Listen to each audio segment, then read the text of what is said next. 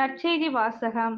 ஒரு பெண்ணை இச்சையுடன் நோக்கும் எவரும் தம் உள்ளத்தால் ஏற்கனவே அப்பெண்ணோடு விபச்சாரம் செய்தாயிற்று. மத்தேயு எழுதிய தூய நற்செய்தியிலிருந்து வாசகம். அதிகாரம் 5 இறைவசனங்கள் 27 முதல் 32.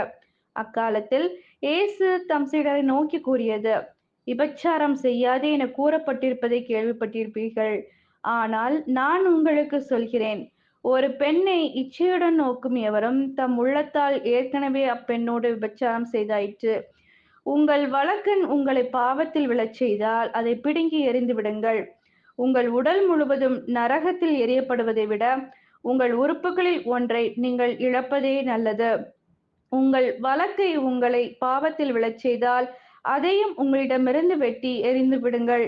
உங்கள் உடல் முழுவதும் நரகத்திற்கு செல்வதை விட உங்கள் உறுப்புகளில் ஒன்றை நீங்கள் இழப்பதே நல்லது. தன் மனைவியை விலக்கி விடுகிறவன் எவனும் மணவிலக்கு சான்றிதழை கொடுக்கட்டும் என கூறப்பட்டிருக்கிறது. ஆனால் நான் உங்களுக்கு சொல்கிறேன், எவரும் தம் மனைவியை பரத்தமைக்காக அன்றி வேறு எந்த காரணத்திற்காகவும் விலக்கிவிடக் கூடாது. அப்படி செய்வோர் எவரும் அவரை விபச்சாரத்தில் ஈடுபடச் செய்கின்றனர். விலக்கப்பட்டோரை மணப்போரும் விபச்சாரம் செய்கின்றனர். இது கிறிஸ்துவின் நற்செய்தி. கிறிஸ்துவே உமக்கு புகழ்.